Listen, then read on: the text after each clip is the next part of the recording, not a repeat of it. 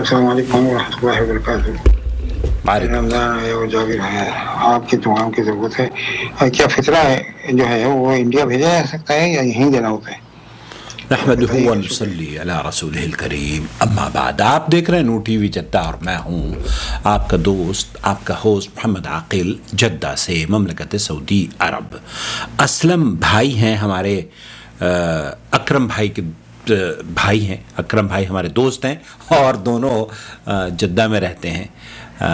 بہت دنوں سے تو بہرحال ملاقات نہ آپ سے ہوئی ہے اور نہ آپ کے بھائی سے ہوئی ہے, بلکہ رمضان میں کبھی کبھار وہ جب ڈاکٹر ذاکر نائک ان کے یہاں تشریف لاتے تھے تو دعوت دے دیا کرتے تھے وہ. لیکن اب کرونا جہاں آیا تو کرونا میرے خیال سے اکرم بھائی کی دعوت بھی کھا گیا.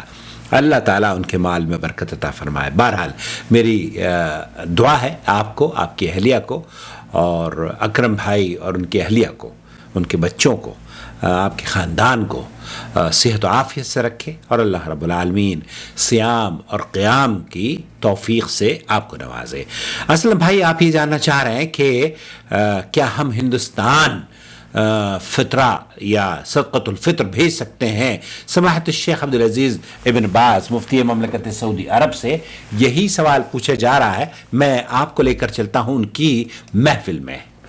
هل يجوز تأدية زكاة الفطر في غير البلد الذي نقيم فيه؟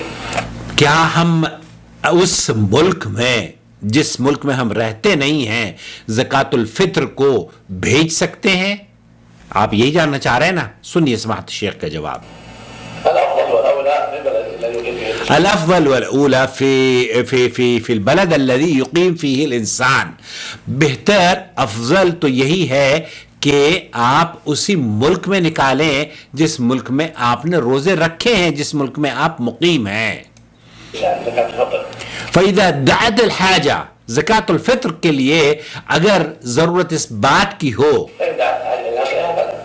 فَإِنْ إِلَىٰ أَنْ يُرْسَلْهَا فَلَا بَأْسَ, تو پھر شیخ فرما رہے ہیں کہ اگر مسلمانوں کو اس ملک سے باہر نکل کر بھی فائدہ پہنچانا چاہتے ہو, صدقۃ الفطر وہاں دینا چاہتے ہو, ہندوستان یا کسی اور ملک میں آپ بھیجنا چاہتے ہو, اِذَا دَعَتِ الْحَاجَةُ, جب اس کی ضرورت محسوس ہوتی ہے تو آپ بھیج سکتے ہیں. اللہ تعالیٰ میری اور آپ کی تمام ان نیکیوں کو قبول فرما لے, اور اللہ رب العالمین آپ کو صحت و عافیت سے رکھے اور مبارک رکھے.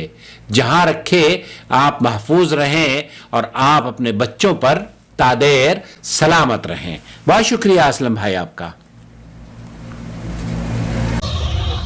شهر رمضان الذي أنزل فيه القرآن هدى للناس وبينات من الهدى والفرقان.